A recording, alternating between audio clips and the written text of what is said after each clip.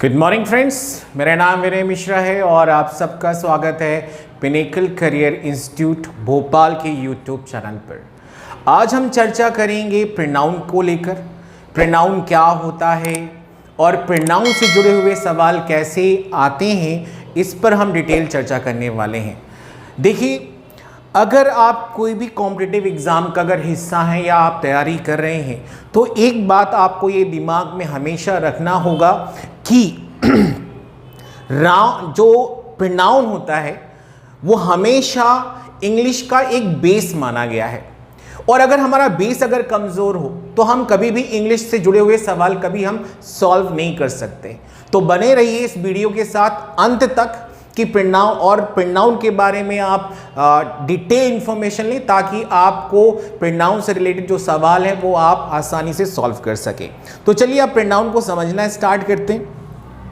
Pronoun से पहले हमें ये समझना है कि भाई नाउन क्या होता है।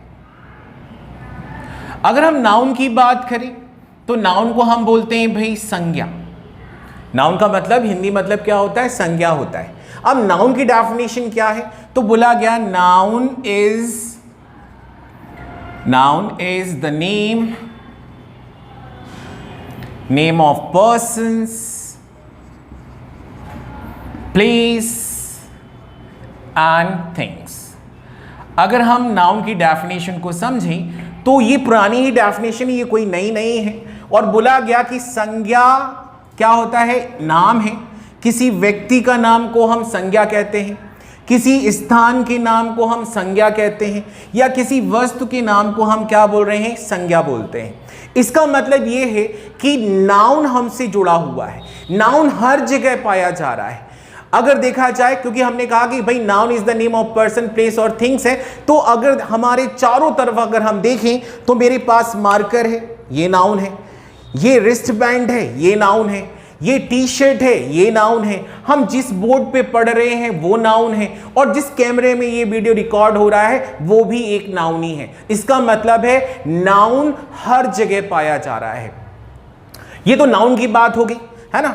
लेकिन अगर हम पढ़ रहे हैं, आज का जो विषय है वो किसको लेकर है? वो प्रोनाउन को लेकर है।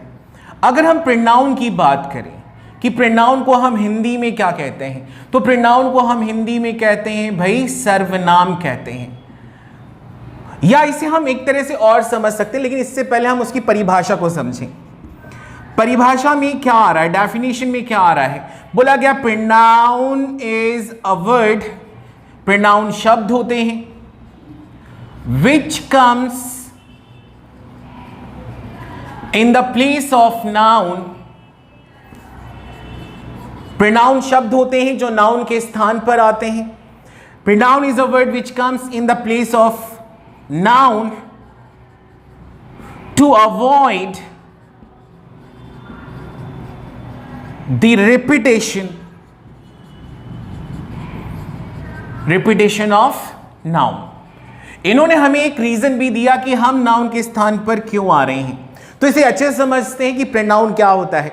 प्रोनाउन शब्द होते हैं, जैसे इसमें लिखा गया है प्रोनाउन इज अ वर्ड, और यहां पर बोला गया which comes in the place of noun, जो नाउन के स्थान पर आता है। और यहां पर यह बोला गया कि ये क्यों आता है? To avoid the repetition of noun.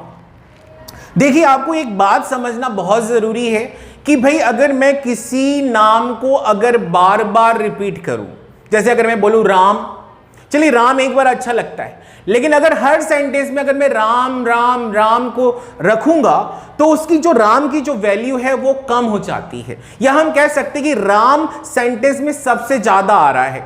तो प्रोनाउन ये कहता है कि जब नाउन की रिपीटेशन ज्यादा हो तो उसको हटा के उसकी जगह पर आप क्या रख सकते हैं? प्रोनाउन रख सकते हैं, है ना। जैसे अगर मैं बोलूं कि भाई राम हमारा एक क्या है? राम एक क्या है? नाउन है। अब ये नाउन कौन से जेंडर में आता है? तो मैंने कहा कि भाई ये आता है किसमें? मेल जेंडर में।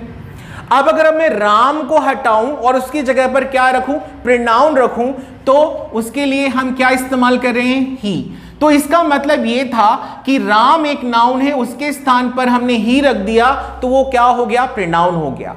तो प्रोनाउन शब्द होते हैं जो नाउन के स्थान पर प्रयोग किए जाते हैं। क्यों किए जाते हैं? ताकि उसकी रिपीटेशन को रोक सके।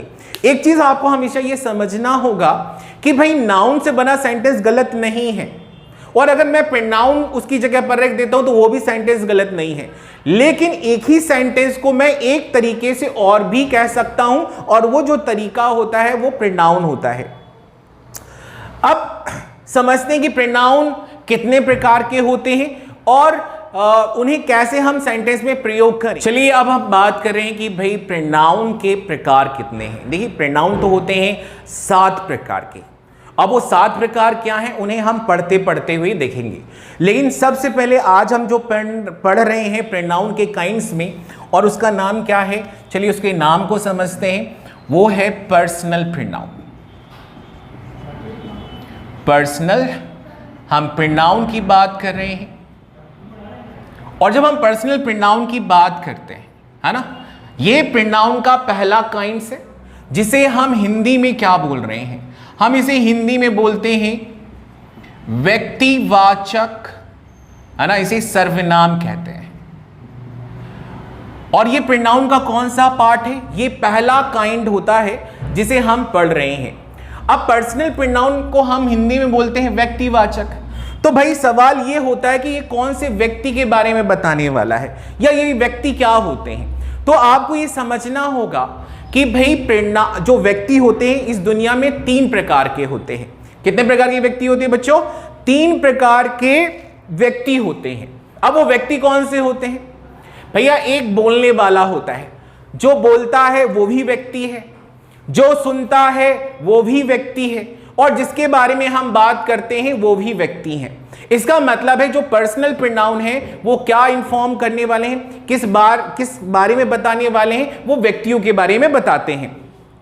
तो आप ऐसे समझिए कि भाई पर्सनल प्रोनाउन में 3 प्रोनाउन आते हैं, 3 व्यक्ति आते हैं।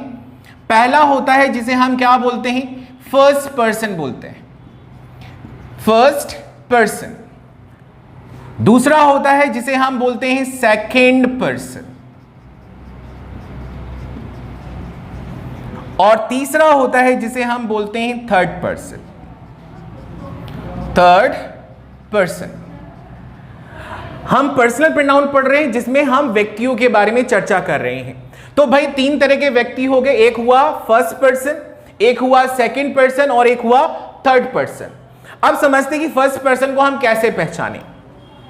तो बोला गया कि भाई जो बोलता है उसे हम क्या बोलते हैं? उसे हम फर्स्ट पर्सन बोलते हैं, है ना। मैं बोल रहा हूं तो मैं क्या बना? फर्स्ट पर्सन बन गया। इसी तरह जब हम सेकंड पर्सन की बात करें तो जो सुनता है वो क्या कहलाता है? Second person. Who speaks first person, who lessons second person. अब हम बात करें थर्ड पर्सन की। तो थर्ड पर्सन के बारे में जब हम बात करते हैं तो उसमें बोला गया जिसके बारे में बात करते हैं वो क्या कहलाता है? थर्ड पर्सन कहलाता है। तो पर्सनल में 3 तरह के पर्सन हुए, एक हुआ फर्स्ट पर्सन, एक हुआ सेकंड पर्सन, और एक हुआ थर्ड पर्सन। फर्स्ट पर्सन का मतलब है जो बोलता है, सेकंड पर्सन का मतलब है जो सुनता है, और जिसके बारे में हम बात करते हैं वो थर्ड पर्सन कहलाता है।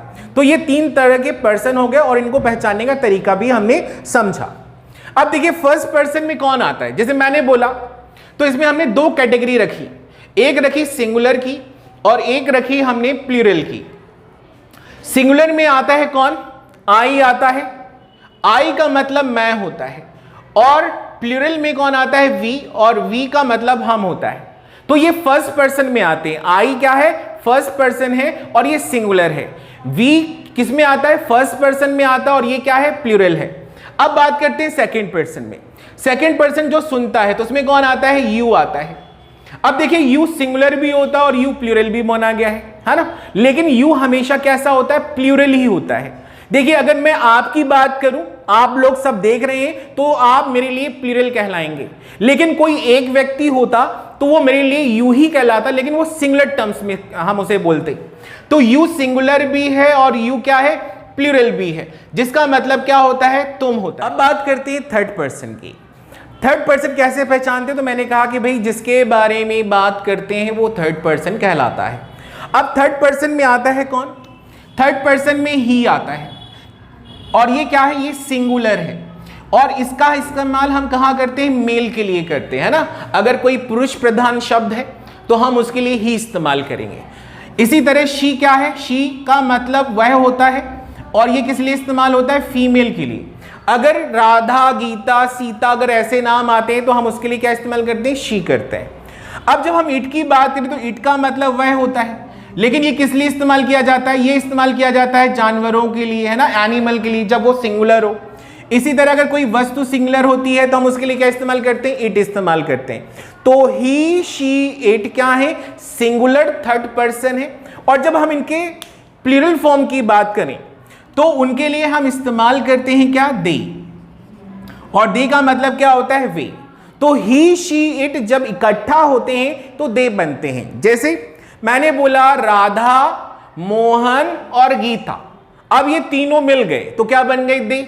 लेकिन अगर मैं राधा बोलूं तो शी है, और अगर मैं मोहन बोलूं तो वो ही है ना। इसी तरह अगर मैं मार्कर बोलूं तो मार्कर तो अभी नाउन है, लेकिन अगर मार्कर की जगह पर अगर मैं कोई प्रोनाउन इस्तेमाल करूं तो क्या कहलाता है? इट कहलाता है।